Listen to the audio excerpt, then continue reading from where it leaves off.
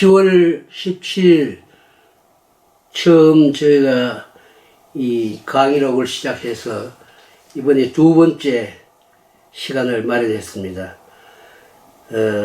일반적으로 우리나라든 뭐 세계 각국이 다 거의 비슷합니다만은 생산관리 체제가 미흡함으로 해가지고 많은 어려움을 겪고 있는 것이 사실이라 빨리 우리 새로운 생산관리 체제를 구축해야 되지 않겠나 그런 생각에서 이번 시간에는 생산성 향상은 물론이고 안정된 생산 체제를 지속해 나가기 위한 관리 체제를 새롭게 구축하는 내용들을 설명해 드릴까 하는데요.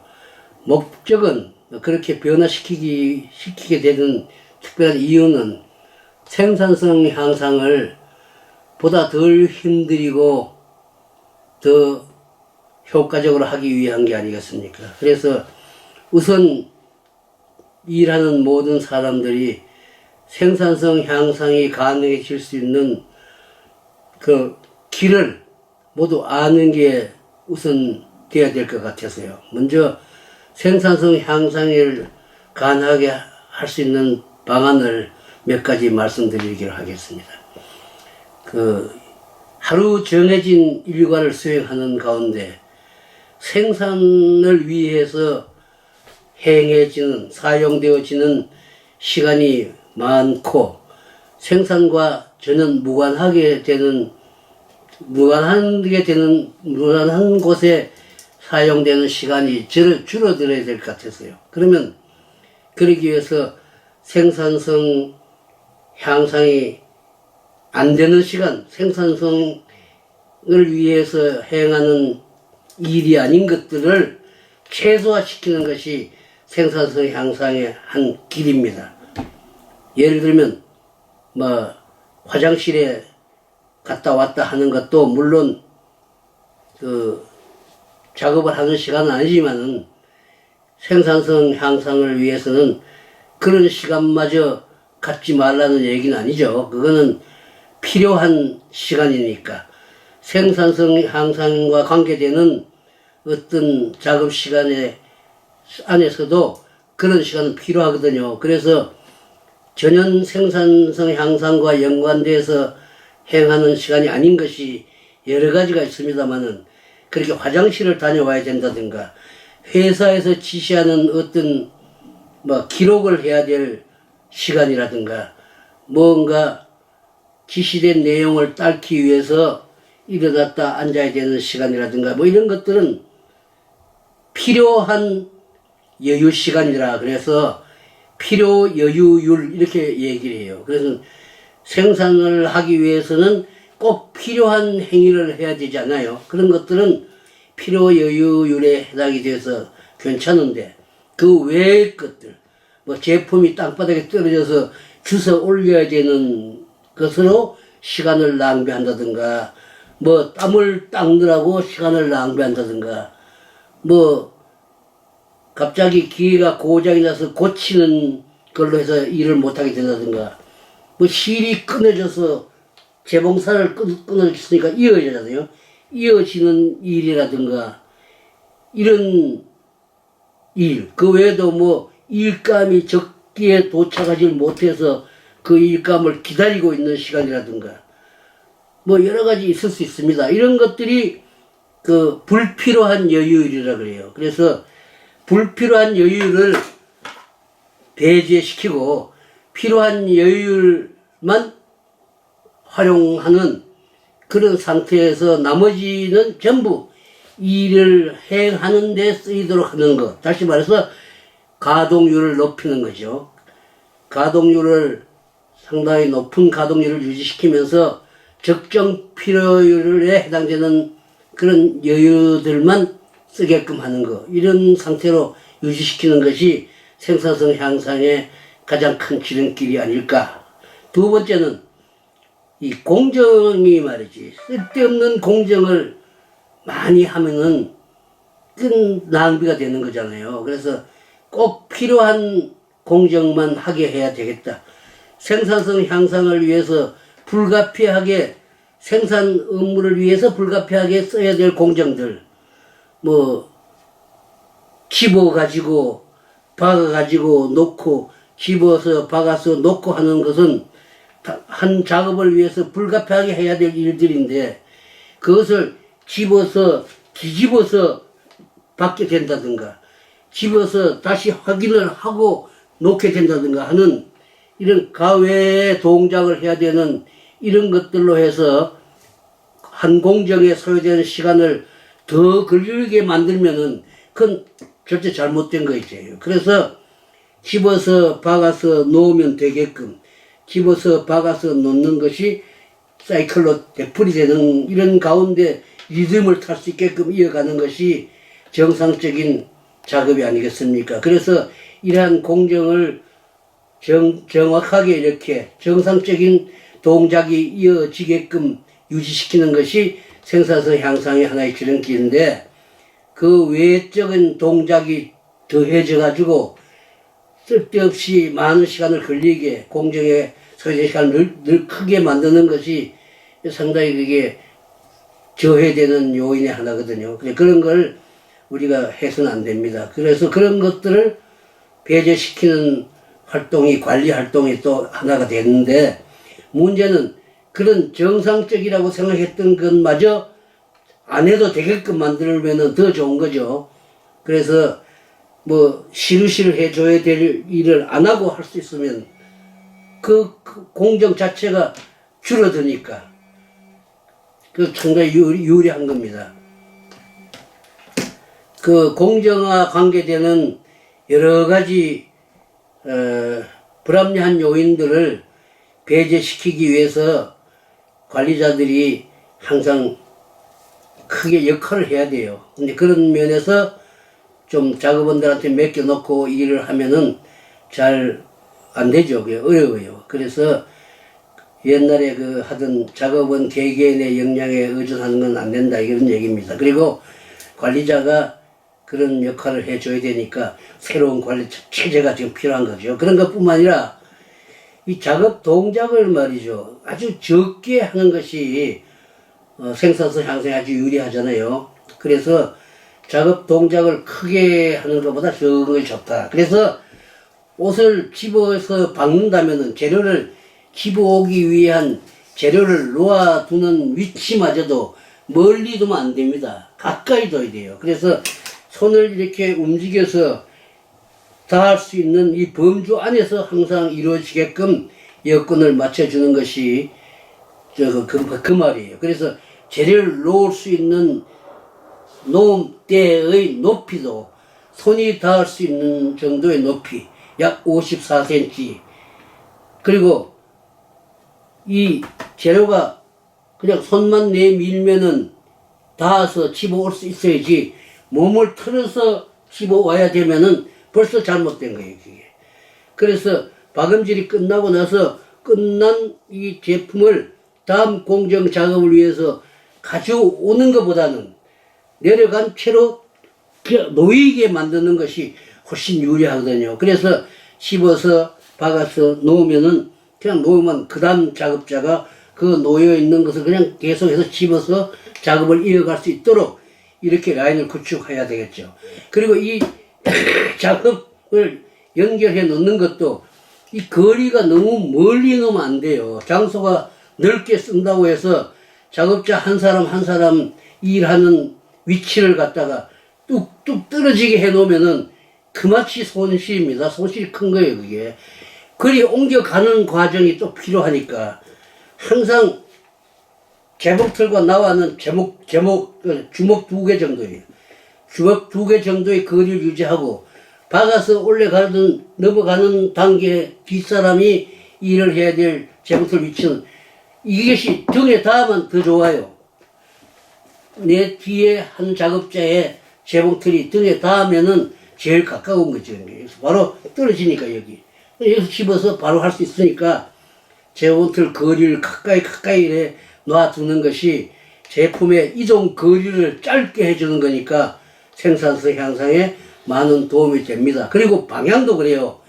여기 떨어지는데 그 사람이 이쪽으로 앉으면은 이쪽에 오른손으로 집어와서 이리 돌려서 또 이리 박아야 되니까 이 엉뚱한 동작을 또 해야 되게 돼요. 그래서 이쪽 방향으로 해놓으면 그냥 떨어지면 바로 잡아서 할 수 있으니까 더 유리한 거 아니겠습니까? 이래서 이 재봉틀에 놓는 방향, 재봉틀의 현 위치, 그리고 이 재봉틀 따위의 각도, 여러 가지를 고려해야 돼요. 이런 것이 다 원칙이 있습니다. 그래서 다음 시간에 제가 이 소위 레이아웃이죠. 재봉틀을 배치하는 가장 기본적인 원칙을 제시해 드릴 거지만은 우선 원리는 그런 이유 때문에 그렇게 원칙을 정하고 거기에 따라야 된다는 말씀을 드리는 겁니다. 그 외에도 전업 작업자의 공정을 배분해 준 양이 같아야 돼요. 가능하면 같게 해야 돼. 그 소위 나와 10사람이 일개의 라인을 구성했다면은 옷을 한 장 만들어내는데 소요되는 시간이 전부 합하면은 뭐 100초다 그러면은 10명이니까 1인당 10초씩 배정이 돼야 되는 거예요. 균등하게 배정이 돼야지 내가 박음질 했을 때 그 다음 사람이 따라서 이어받을 수 있고 이렇게 이어지지.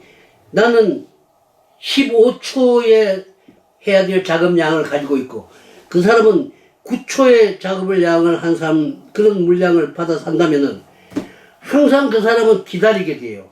이 사람이 빨리 안 해주니까 그 사람이 해서 능가 줄 때까지 기다려야 되는 이것 때문에 이 사람은 하루 종일 많은 시간을 낭비하는 겁니다.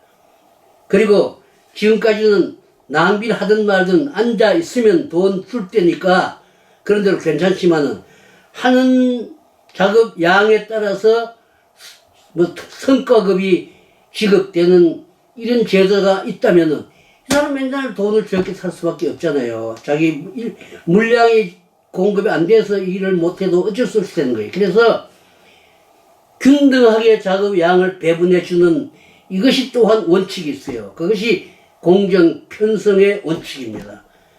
이런 원칙에 준해서 모든 걸 셋업하는 이런 기술이 그런 것이 역시 관리 기술인데 이 모든 그 원칙이라는 것은 생산성을 최대화하기 위한 상태를 만드는 거죠.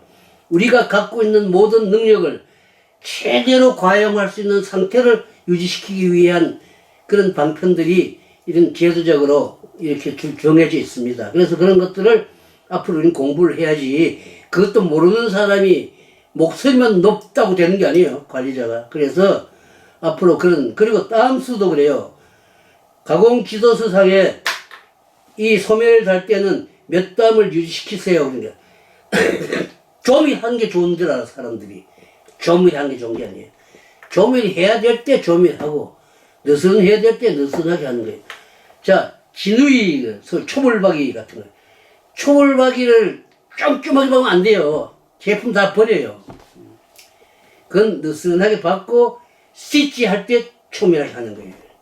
예를 들면 뭐 제품 따라 좀 다르겠지만 대체로 그렇습니다. 그래서 이런 모든 원칙적인 것을 앞으로 우리는 적용하는 새로운 관리 체제를 운영해야 될 필요가 있어요. 그래서 관리자 위주의 관리자 선도 역량에 따라서 성패가 결정되는 그러한 체제를 앞으로 운영해야 된다는 것을 지난번 시간에 이어서 말씀을 드립니다. 그리고 이 생산성 향상을 전제로 하는 여러 가지 일들이 많은데요. 몇 가지 더 예를 들면은 이 작업물이 아까 전후 작업자 간에 작업량을 균등하게 배분해야 된다는 이런 말씀 했는데 또 여기는 짧고 시간이 여기 앞사람이 또 길면은 이게 박아줘도 금방 소화를 못 시키니까 쌓이게 된다고 이렇게 정체 현상이 일어나잖아요.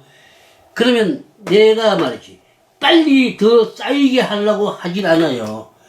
앞사람이 어느 정도 처리할 때까지 좀 기다리게 된다고. 그래서 이 사람도 자기 능력을 최대로 가용하는 상태가 안 돼. 그래서 기업으로서 볼 때는 많이 손실입니다. 그래서 항상 공정 편성의 그 중요성을 여러분들이 알아야 되겠다 그런 생각이고, 지금 그 공정 자체를 하는 사람이 어떤 방법을, 그 공정을 어떤 방법으로 운영하느냐에 따라서 또 시간이 많이 걸릴 수도 있고 적게 걸릴 수도 있고 이래요. 집어서 박아서 놓고 하는 이 세 동작의 연속이 그 한 공정이라고 볼 수 있는데, 한 공정, 집어서 박아서 놓는 일을 안 하겠다. 그럼 이런 것은 내가 집어서 박아서 놓으면, 박으면은 이 자동으로 미끄러져서 내려가면은 끝에 싹 하라는 게 설비겠어요. 딱 떨어지면 그것이 탁 돌아서 다음으로 넘가지는 거 이렇게. 그래서 집어서 박기만 하면 끝나게. 그래 한다면은 또 상당히 빠르잖아요. 스타크 하나 달아주면 스타크가 탁탁 돌려주니까 탁탁 집어서 탁 넘가지고 하니까. 그런 것도 그렇고, 또 프레스 작업 같은 것도 이렇게 집어서 이 깔고 판에다가 깔고 아이롱을 하든지 프레스를 눌러주든지 하는데, 이 아이롱을 할 때마다 하나 니트 제품 같은 거래요. 하나씩 해서 딱 펴서 딱 깔고 아이롱을 딱 해주고서 나서 이걸 여기 또 놓죠. 이렇게 탁 놔줘요. 놔줄 때 이게 누글누글한 니트니까 또 펴서 딱 놔줘. 그 다음 걸 또 집어서 또 아이롱을 해가지고 또 그 위치에 편편한 데다가 잘 일정하게 쌓게 되는데, 이거 집어서 아이롱 하는 시간보다 이 쌓는 게 더 많은 시간이 걸리면은 이건 적합치가 않은 겁니다. 그래서 집어서 넣고 아이롱 하면은 쌓지 마라. 내놓지 마요. 이게 노예인처럼 그 위에 다시 쌓아라, 이게. 이 아이롱을 한 번 한 거 위에서 놓고 또 한 번 대고 또 한 번 대고, 그 바큐um 기능이 어느 정도인지에 따라서 10장도 좋고 5장도 좋아요. 5장 쌓이면 그때 한 번 더 쓰고, 또 요걸 생략하면서 이래 하면은 그게 또 생산이 대단히 높아지잖아요. 이런 것이 다 생산 관리자의 아이디어다고. 이런 것이 관리자가 유능할 때 작업원이 덜 힘들게 해도 더 나은 실적을 거둘 수가 있는 하나의 방편입니다. 그런 거 외에도 많아요. 그런 게 바지 같은 거 박는 사람들이 한 장 집어다가 루프 달고 뭐 앞에 마자대도 달고 뭐 또 이래 놓고 또 그 다음 거 갔다 와서 또 루프 달고 또 마자대 달고 또 딱 놓고 이러면 이거 가져와서 까는 시간 다 끝난 거 그래서 다시 한 자리에 놓는 시간이라든가 보낼 시간, 이게 다 한 사이클이니까 시간이 많이 잡혀요. 그래서 이런 것들은 공정을 해야 될 부분이 이 허리 부분에 다 있으니까 끝부분을 클립으로 딱 찍으면 돼요. 10장을 클립으로 딱 찍어서 이 뭉치채로 탁 넣고 하나 가져와서 딱 받고는 제치고 또 하나 가서 제치고 10장 배치고 7장 콩채로 풀어서 놓으면 되는 거예요. 아니면 하나 하고 또 정리하고 하나 하고 정리하고 시간이 많이 걸려요. 그때 공정에 따라서 작업 동작을 최소화한 새로운 방편을 강구해 주는 행위 같은 것들이 생산성 향상을 기하는 하나의 방편이 됩니다. 그래서 꼭 옛날 선배들이 하던 그대로 꼭 하는 게 아니에요. 지금 시대에 맞아야 돼요. 그래서 짧은 시간에 더 좋은 제품을 만들어낼 수 있는 거다고, 이런 게 다. 이 아이롱을 하는 것도요, 한 번 한 대 또 하고 또 하면 훨씬 좋아져요, 이게.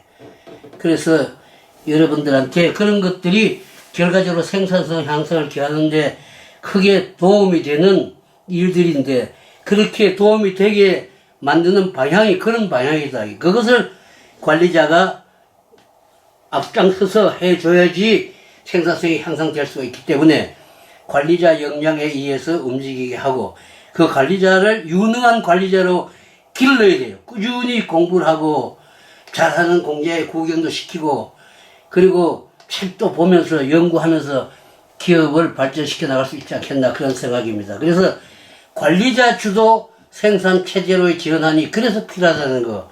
그리고 앞으로 전 시간 때 저 말씀드린 바 있습니다만은, 이 작업은 개개인이 작업한 결과에 대해서 평가를 해야 돼요. 아, 쟤는 오늘 소매다리 잘했다. 저 사람은 오늘 참 다치다리 아주 열심히 많이 했어. 이렇게 평가를 해야 되고, 그 평가 결과에 따라서 포삭이 돼야 돼요. 그래야지 내가 잘하고 많이 하고 싶잖아요. 그럴 수 있는 제도를 만들어야 되겠다. 그냥 지금 뭐 잘하든 못하든 속으로는 잘한다 생각해도 직접 돌아가는 어떤 혜택이 보장 안 되면은 그렇게 뭐 열심히 하고 싶은 생각이 안 나잖아요. 그래서 저는 어제 얘기했듯이 그렇게 뭐 지난 시간에 얘기했듯이 뭔가 체제도 바꿔야 된다. 임금 체제도. 그래서 앞으로는 목표관리 체제를 운영하는 것이 바람직하겠다. 목표관리 체제라는 것이 작업에 임하기 전에 먼저 목표량을 정합니다. 목표 품질을 정해요. 그리고 목표량과 목표 품질을 달성이 가능할 수 있는 작업을 할 수 있는 목표 수량에, 목표 품질에 도달할 수 있는, 쉽게 도달할 수 있는 생산 기반을 사전에 정비를 해야 돼요. 안을, 자, 기계는 이렇게 배치해야 되고, 이런 노루바를 껴야 되고, 이런 아타치먼트를 부착시켜야 되고, 이 공정에는 뭐, 다이를 좀 잘라내줘야 되고, 그리고 여기는 뭐, 높이를 좀 조절해 줘야 되고, 이 공정은 이렇게 가장 최선의 조건을 정비해 줘야 돼요. 그리고 이렇게 했을 때 생산 시간은 얼마 걸린다. 전체 한 장 만드는데 뭐 625초 걸린다. 그럼 625초를 25명이 분할해서 나눠야 되는데, 자, 너는 소매 달아라, 너는 L이 달아라, 너는 카우스 달아라, 와이사스 같은 그렇게 하겠죠. 그리고 뭐 코트는 코트대로 너는 우라를 박으라 이래 하면은 한 사람 해야 될 그 기준이 있어요. 맡아야 할 범위가 있다고. 예를 들면 그 한 장을 만드는데 제품 한 장에 그 1매를 생산하는데 막 625다. 625초가 소요되던데 우리 일개 라인을 구성한 인원수가 뭐 12명이다. 아니면 12명이 좀 적네요. 12명은 이걸 625초를 12로 나누면 돼요. 12. 그러면은 4, 5, 20, 5, 60이다. 25다. 6, 2, 24다. 같은 52초가 있는데 52초 정도가 평균 한 사람이 담당해야 될 시간대가 되는 거잖아요. 그럼 이것을 보통 이 관리 이론서에서 보면은 뭐 피치 타임이라 그래요. 피치 타임이라 그래서 이 1인당 한 장을 만들어내는데 담당해야 될 평균 시간대입니다. 그래서 12사람 개개인이 52초 전후에 작업량을 분배받아야 되는데 기능이 안 된다 이거 얘가. 소매를 달 수 없는 얘를 소매를 맡길 수가 없잖아요. 그래서 개개인의 기능을 또 분석해요. 그래서 기능 분석표라는 게 있어요. 그러나 그 회사의 관리자로서 작업원들을 오래 데리고 있어 일을 한 사람은 알죠. 대체로 얘가 어떤 걸 한다. 그럼 이걸 다 이제 너는 어느 공정, 너는 예를 들어서 마이다데다. 뭐 프라켓이라 그러면 프라켓이다는 프라켓이다. 프라켓이 이래잖아. 이 프라켓이라는 것이 마이다데 아닙니까? 이게 맞아요. 앞섭을 이렇게 박아주는 것은 누구를 시키겠다. 이렇게 다 나눠주는데 이 일이 아주 중요해요. 그 일이. 그리고 얘는 52초를 걸리는 작업일 경우에는 초단가가 1원이다. 그러면 52원이라는 얘기잖아요. 52원, 돈으로 따지면. 그럼 52원을 한 장 박으면 버는 거죠. 그럼 두 장 박으면 104원을 버는 거거든. 예를 들면 그렇습니다. 근데 이건 금액은 뭐 다 달라요. 이 인가공료하고 얼마인지에 따라서. 근데 그 인가공료가 얼마인지도 상관없이 중국에는 요즘 가보니까 뭐 시간당 얼마를 안 하고 주머니 다리 하는데 몇 원이다. 뭐 단추 다리는 몇 원이다. 뭐 L이 다리는 몇 원이다. 이래 있더라고. 그래서 그 반장이 다 적어요. 쟤는 몇 원, 몇 원, 몇 개 했다고 몇 시간마다 생선량을 적는 건 좋은데 왜 이것이 1원이냐? 왜 이것이 10원이냐? 금액을 공정별로 정한 것은 몰라요, 이 사람들이. 왜 주머니 다리가 15원이다? 몰라요. 왜 그런지. 그렇게 돼 있어요, 중국 사람들이. 그래서 이거 잘못됐어요. 반드시 단가를 잡아야 돼요. 1초에 몇 원. 그래, 이 공정은 몇 초가 걸리니까 몇 원. 그래서 몇 초가 걸리는 옷을 몇 장을 했으니까 넌 얼마 벌었다. 이렇게 해서 초단가 기준 임금제를 측정하는 것이 맞습니다. 그래서 우리가 여러 가지 제도를 운영할 수가 있는데, 그리고 생산량에 따라서 일정 금액을 지급하는 이런 소위 그 실적급 제도를 쓰는 데도 있고, 우리 같으면 그렇게 하는 게 좋아요. 그리고 월급제로 하더라도 월급을 하나의 목표를 기준으로 작업을 해서 오늘 작업량을 달성을 했다. 몇 프로 달성했다. 100% 달성했다. 그러면 10,000원을 뭐, 1시간당 10,000원을 더 준다. 그리고 8시간이니까 80,000원을 더 준다든가. 뭐 80% 도달했을 때는 어떻게 준다든가. 보상금을 별도로 정해놓고 지급해야 되는 제도도 있습니다. 이런 것들이 거의 다 작업하는 사람이 열심히 하면은 더 소득을 올릴 수 있는 하나의 제도 아니겠어요? 이것을 쉽게 원해요. 그 뭐 일도 우리보다 훨씬 적게 하는 놈이 나보다 더 많이 타가면은 다 김새죠. 김새. 그래서 싫어요. 그래서 앞으로 우리가 살 길은 종업원들 모두가 오히려 사무직에 있는 사람보다 사무직은 월급제다 이거예요. 그러면 근로직에 있는 사람들이 훨씬 더 월급을 많이 탈 수 있는 그런 기틀을 마련해야 되겠다. 저는 그런 생각이 드는데, 그런 것은 앞으로 여러분들도 생각해 봐야 할 문제가 아닌가 싶어요. 그래서 생산성 향상을 기하기 위해서는 우선 생산성을 향상시킴으로 해서 나 개인의 소득이 반드시 올라갈 수 있다. 이런 것이 보장될 때 우선 가능해지기 때문에 생산관리 체제를 바꾸더라도 작업원들의 임금 체제가 변화가 안 되면은 크게 효과를 이루기가 어려워요. 100% 너는 목표를 달성하는 일을 했다든가 이런 것들을 말로만 하는 게 아니고 그래프로 계속 그려나갑니다. 요즘 컴퓨터니까 더 쉬워요. 전에는 1시간 작업할 때마다 내가 하고는 개수기를 두드리고 또 하고 두드리고, 그래서 오늘 몇 장, 1시간에 몇 장 했다. 9시부터 작업해서 10시까지 몇 장 이렇게 기록을 하게 해서 기록한 종이를 퇴근할 때 4개 하고 그걸 관리자가 정리해가지고 그래프를 그려서 너는 오늘 몇 장 했다 몇 장 했다 써서 그것을 일주일 단위로 환산해가지고 상금을 뭐 주는 걸로 하고 상금이 아니라 임금을 계산해주고 이렇게 했는데, 이러한 체제로 바꾸는 게 아주 우선적으로 해야 될 일이 아닌가 그런 생각이 들어요.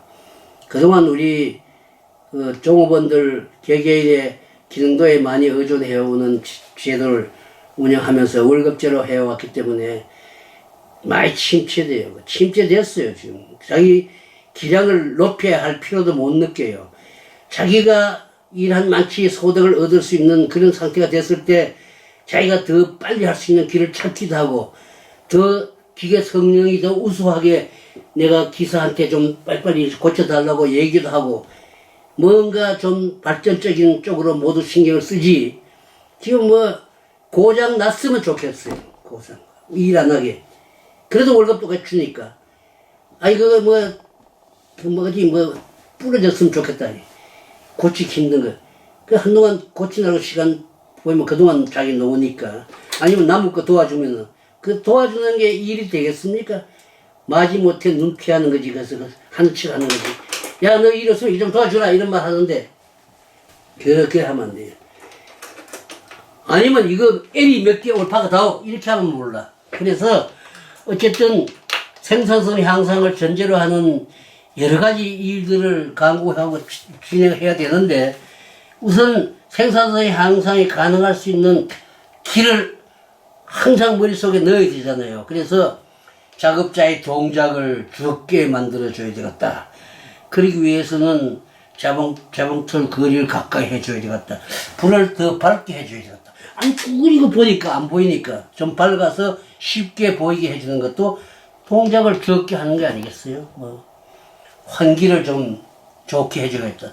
너무 덥다, 땀 따느라고 시간 다 보낸다. 에어컨 좀 틀어주는 게 좋겠다.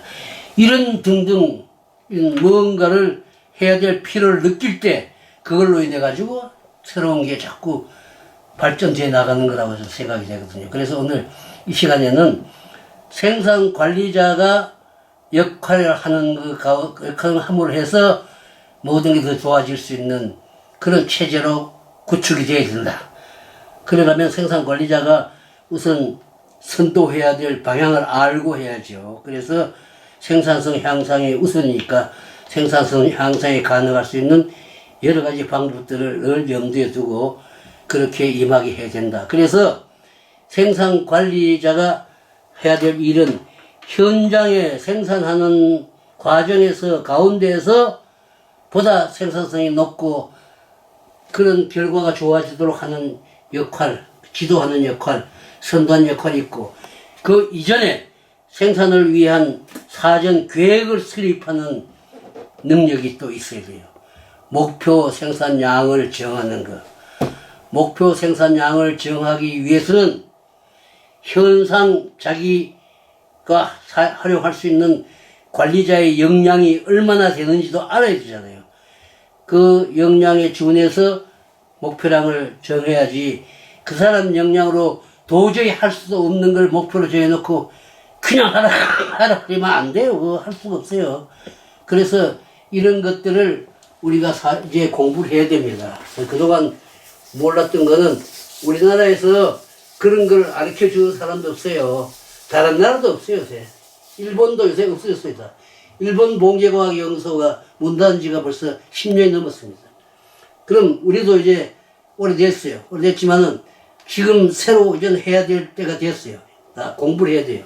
관리자를 하려면 관리자로서의 역량을 갖춰야 되기 때문에 관리자는 이런 새로운 목표를 정하는 거, 관리 역량에 의해서 생산성이 향상된다는 걸 전제로 볼 때 그 관리를 해야 되거든. 그래서 관리 사이클이라는 게 여러분들 아시겠지만 있어요.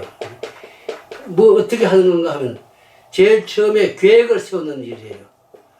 계획을 세워서 이 계획 나름대로 세운 것을 실행한다고, 실시해요, 이게. 그 결과가 어떻게 나타나는지를 검토를 하는 이 세 단계 일이 관리 사이클, 관리를 하는 건데, 이 검토를 해보니까 뭐 플러스가 됐다든가 혹은 마이너스가 됐다든가 이런 차이를 발견하게 되면은 반드시 원인이 있습니다. 이 계획을 100장을 한 시간에 아니면 올 하루 8시간에 1000장을 만들 수 있다고 계획을 했다고. 우리 능력이. 그래서 그걸 실시를 해요. 1000장을 만들 수 있도록 작업을 만들어 놨으니까 기반을. 계획한 내용, 목표를 정하는 것 외에 목표 달성이 가능할 수 있는 작업 실시 기반을 내가 만들었다고. 레이아웃도 새로 거기 맞춰서 했고, 공정 편성도 거기 맞춰서 내가 계획을 했고, 개개인이 작업을 수행할 수 있는 표준 작업 기준도 만들어서 다 교육시켰다 그러면은 다 준비된 거 아닙니까? 그게 계획이죠. 그런 것을 실시한 결과가 어떻게 됐느냐? 1000장이 안 나오고 1200장이 나왔다 그러면 왜 1200장이 나왔냐 이거지. 원인을 알아야 돼요. 그걸 조사를 해서 문제점을 찾아야 돼요. 뭔가 잘못됐다. 그럼 이 문제점에 의해서 다시 개선 방안이 강구됐다. 개선안이 나왔다 이게. 이런 문제를 제거하고 이걸 다시 계획을 수정해가지고 또 되풀이해요. 이게 피드백이라 그래서 또 이걸 되풀이하는데 이것이 몇 번 돌리느냐 이거 하루에 8시간 일하면 8번 돌리라 이거야. 한 번 돌아가고 2번 돌아가고 바쁘다고 관리자가. 하나 또 왜 안 나오는지 찾아보고 반장하고 상의해서 대책을 강구하고 또 이렇게 하는 가운데 계속 회사는 크는 거니까. 자, 하루 8시간 하기 바쁘다. 그럼 하루 8시간을 다 하지 말고 4번 해라. 2시간에 한 번씩 체크하라. 그럼 이게 일한 사람들이 그날 생산하는 걸, 그 시간 하는 걸 전부 체크해 가면서 하잖아요.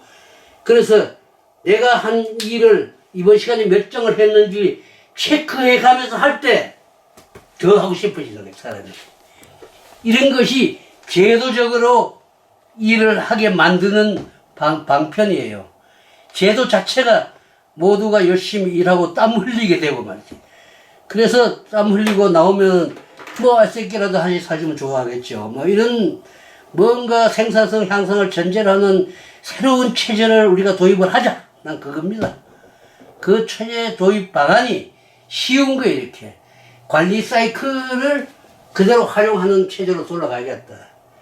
나 이게 참 우리가 어느 나라든지 이렇게 해 나가면은 절대로 안 망하지. 절대로 그 발전 안 할 수가 없어요. 그래서 발전이 가능할 수 있는 새로운 체제를 구축하되, 그것은 지금처럼 작업원들 개개인의 기능도나 노력도나 판단에 의존하지 않고 관리 역량에 의해서 좌우될 수 있는 새로운 관리 체제를 구축해야 된다. 작업에 들어가기 전에 금년에는 이 달에는 이 작업을 위해서는 이렇게 계획을 세웠습니다. 사장님 결제해 주세요. 사장 결제 딱 했습니다. 그리고 하루 이 일을 다 끝냈어요. 올 목표량에 이렇게 미달되고 덜 미달되고 이렇게 초과됐는데 원인은 뭐 때문에 그렇게 됐습니다. 딱 이게 관리 일지예요. 딱 써서 다시 보고 올립니다. 1반은 이렇게, 2반 이렇게, 3반 이렇게 딱 올려요. 그럼 사장이 또 대체 딱 합니다. 자, 그 다음날 또 새롭게 계획이 또 이 되풀이 되는 것이 생산 관리 아닙니까? 생산을 하는 사람들이 해야 될 일이고, 사장 그걸 확실히 결제하면서 어떻게 진행되고 있다는 걸 다 알고 여러 가지 더 큰 프로젝트를 연구하게 되고, 이렇게 돼야지. 뭐, 야, 오늘 어째서 안 나왔나? 오늘 뭐 집하단에 안 나와가지고 뭐 엉망이 됐습니다. 그래. 그 내일 어떻게 그래? 내일 나온다 그랬어요. 이렇게 운영하면 안 되죠. 옛날에 그렇게 운영했어요. 저희들 젊었을 때 공장에 지도한답시고 나가면은 그 사장이 뭐 고민이 많아. 항상 사장 피곤해요. 그래서는 그것도 밥 먹고 살아야 되고, 그 사장은 또 뭐 전 직원들한테 월급도 줄 의무가 있잖아요. 아주 피곤해요. 그래서 빨리 죽어요, 또 보면은. 그래서 지금부터 그렇게 하지 말자. 옷을 안 입고 살 수는 있습니까? 전 세계에 다 누구든. 그럼 옷은 꾸준히 만들어야 되는데, 이왕이면 더 멋지고 말이지. 더 튼튼하고, 더 모양 있는 옷을 만드는 쪽으로 서서히 발전시켜 나가려면 우선 생산 기반이 정비돼야 된다. 그런 생각에서 전 세계 봉제 산업계가 새로워지길 바라면서 이런 얘기를 합니다. 지금 뭐 그동안 아이들 저렴한 인건비에 힘입어서 참 활발히 움직이는 것 같이 됐던 동남아 여러 나라들도 이제 뭐 나라가 경제적으로 발전하고 하면은 점점 어려워지지 않습니까? 이런 것들 염두에 두고 새로운 발전 가능할 수 있는 체제를 구축하는데 역점을 둬야 돼요. 그래서 오늘은 약 한 20분 정도 얘기할 계획이었는데, 이래서 뭐 다음 시간에 관리자들이 반드시 알아야 될 몇 가지 지식을 제가 알려드리겠습니다. 그리고 이 책으로 정리해서 다 또 이 강의가 끝나면은 여러분들한테 소개할 예정이니까 좀 잘 모르는 건 하고, 오늘 이상하게 제가 말을 많이 더듬어서 여러분들 그 이해하기 어렵겠는데 다 공짜니까요. 그냥 들어주시고 다음에 또 재미있게 얘기하겠습니다. 오늘 이걸로 2번째 강의는 마치겠습니다. 감사합니다.